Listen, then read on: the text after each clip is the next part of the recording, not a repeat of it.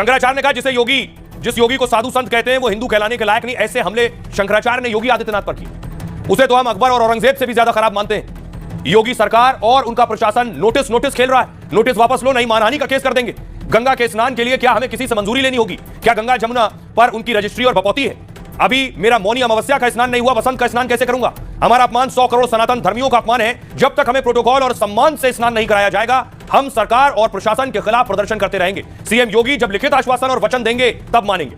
इसके बाद योगी पहली बार बोले, योगी और संत के लिए धर्म और देश से बढ़कर कुछ नहीं होता है। किसी संत सन्यासी की निजी प्रॉपर्टी कुछ नहीं हो सकती है। धर्म ही उसकी प्रॉपर्टी है और राष्ट्र ही उसका स्वाभिमान है। और अगर कोई राष्ट्र के स्वाभिमान को चुनौती देता है तो हमें खुलकर उसके सामने खड़े होना चाहिए। किसी को धार्मिक परंपरा बाधित करने का हक नहीं है। धर्म केवल वेश या शब्दों में नहीं बल्कि आचरण में दिखाई देना चाहिए। ऐसे कालनेमी है जो धर्म की आड़ में सनातन को कमजोर कर रहे हैं। पौराणिक मान्यताओं के मुताबिक कालनेमी एक मायावी राक्षस था।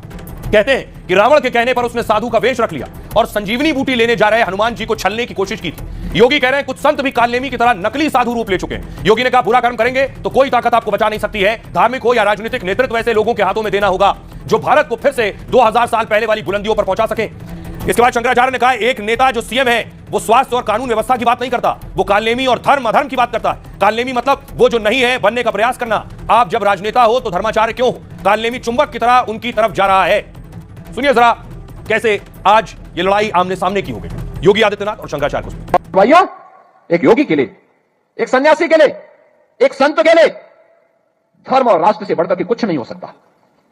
यही उसके जीवन का ध्येय होना चाहिए। उसकी व्यक्तिगत प्रॉपर्टी कुछ नहीं होती। धर्म ही उसकी प्रॉपर्टी है, राष्ट्र ही उसका स्वाभिमान है। अगर कोई राष्ट्र के स्वाभिमान को चुनौती देता है तो हमें खुल करके उसके सामने आकर के खड़ा हो जाना चाहिए। उसकी चुनौती का मुकाबला करने के लिए खड़ा होना चाहिए। कोई धर्म के खिलाफ आचरण करता है, क्योंकि ऐसे तमाम कालनेमी होंगे जो धर्म की आड़ में सनातन धर्म को कमजोर करने की साजिश रच रहे होंगे। हमें उनसे सावधान होना होगा, उनसे सतर्क रहना होगा। बात यह है कि एक राजनेता को जो मुख्यमंत्री है वो शिक्षा की बात नहीं करता, वो स्वास्थ्य की बात नहीं करता, वो लॉ एंड ऑर्डर की बात नहीं करता, वो अपने प्रदेश की तरक्की के बारे में बात नहीं करता, वो कालनेमी और धर्म अधर्म के बारे में ज़्यादा बात करता है। ये कहाँ तक उचित है? मुख्यमंत्री को अपने प्रदेश की खुशहाली के बारे में प्रयास करना चाहिए और चर्चा करना चाहिए। ये लड़ाई रुकने का नाम नहीं ले रही और बढ़ती जा रही।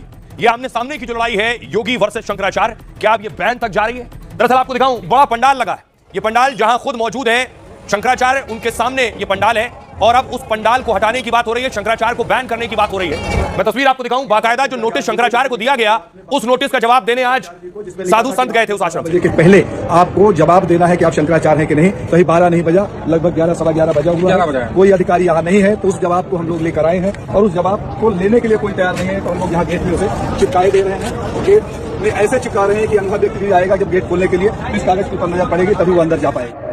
अब सवाल यह है, क्या शंकराचार्य को लेकर बहुत बवाल और विवाद हो गया? अब क्या उन पर प्रतिबंध लगेगा? क्या शंकराचार्य पर बैन लगेगा?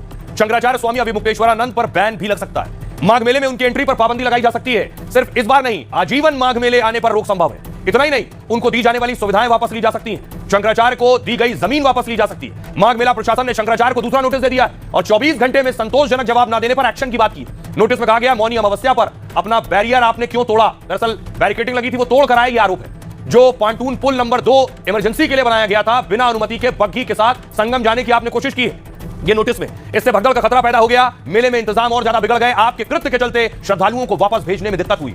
मना करने पर आपने जिद की और शिष्यों ने पुलिस से विवाद किया है। आपने खुद को शंकराचार्य बताते हुए मेले में बोर्ड लगाए, जबकि आपके शंकराचार्य होने पर सुप्रीम कोर्ट की रोक है। शंकराचार्य ने नोटिस का जवाब देकर प्रशासन पर ही सवाल उठा दिए। शंकराचार्य ने कहा मेले में कुछ अफसरों ने जानबूझकर व्यवस्था पैदा की और बाद में आरोप मुझ पर डालने की कोशिश की गई है। मेरे पास कोई बग्घी नहीं, पालकी से स्नान के लिए जा रहा था मैं। मेरे शंकराचार्य होने ना होने पर अधिकारी बात ना करें तो अच्छा होगा।